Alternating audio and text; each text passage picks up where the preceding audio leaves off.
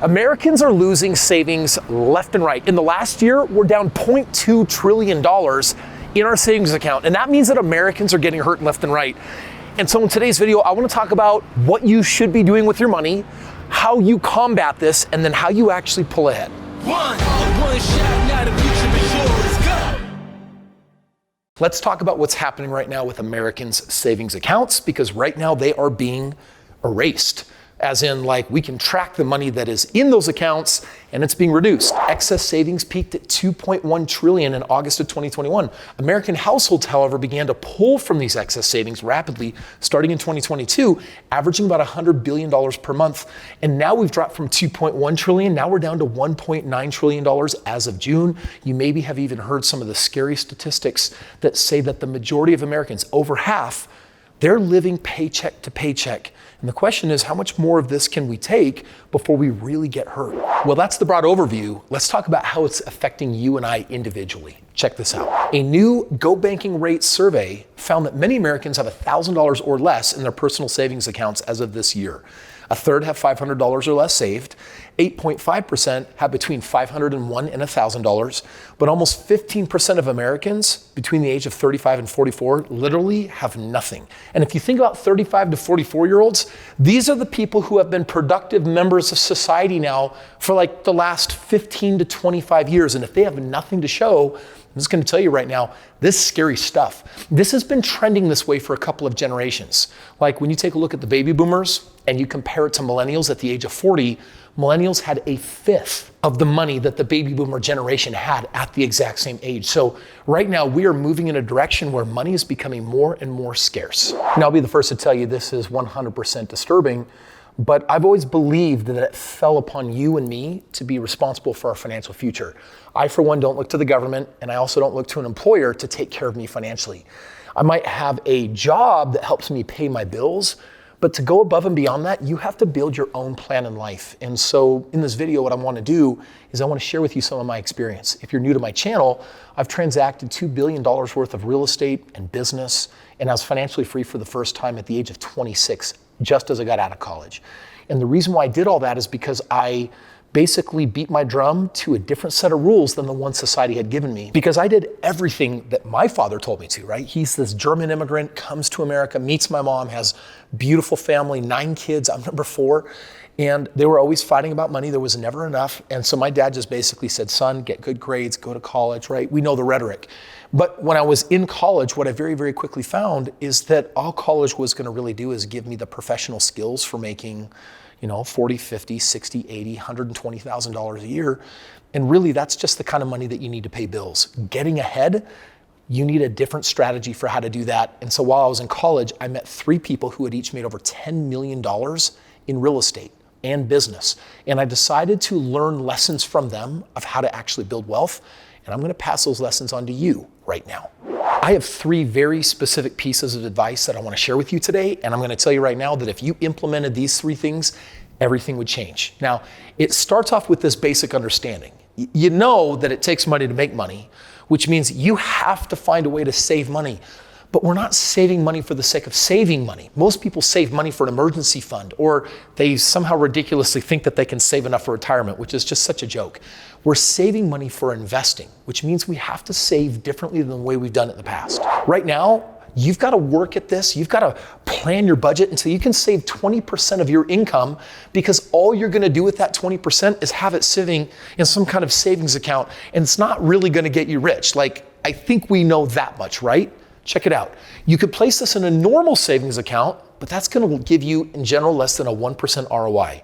Your savings account should be producing at least 5% or more. And let me share with you the common places people put that, but I'm going to then share with you my first real wealth building secret of where I stash my cash. If you just have to start somewhere and you're like, okay, Kris, I don't know if I can save 20%, but I'll go for it. Where do I put the money again? Well, you do have an option of high yield savings accounts. This is not where I stash my cash, but let's start somewhere, right? High yield savings accounts reward you with higher interest rates than typical savings accounts. The best high yield accounts will produce slightly over 5% APY. And you might be thinking, yeah, right, Kris. Is that actually happening in the world? Let me show you where you can see some of this going down. UFB Direct, they've got 5.2% annual APY. Everbank has 5%, Upgrade has 5%, CIT Bank Savings at 5.05%. Quantic has 5%. And what you can see is there are options out there. Like you can go look these up, you can start using them.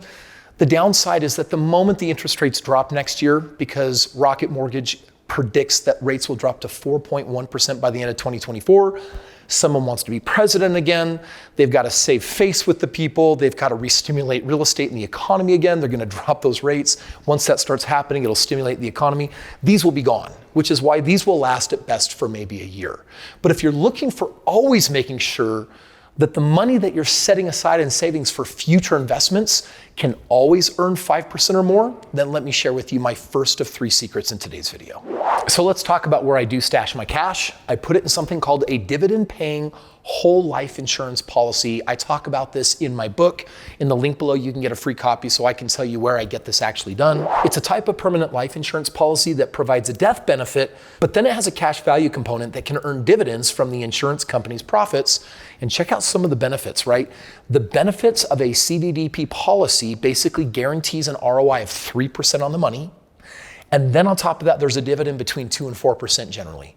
So if you add those two together, now you're sitting somewhere around 5, 6, 7% on your money. You can also borrow this money whenever you want, but for less than what it's earning, which is actually really cool. And then it enables tax-free growth. It offers a death benefit. It's also unlitigatable, which means no one can sue you. It's like life insurance is a protected class. So think of this as a little bit like, Kris, it sounds like this is like Fort Knox for money.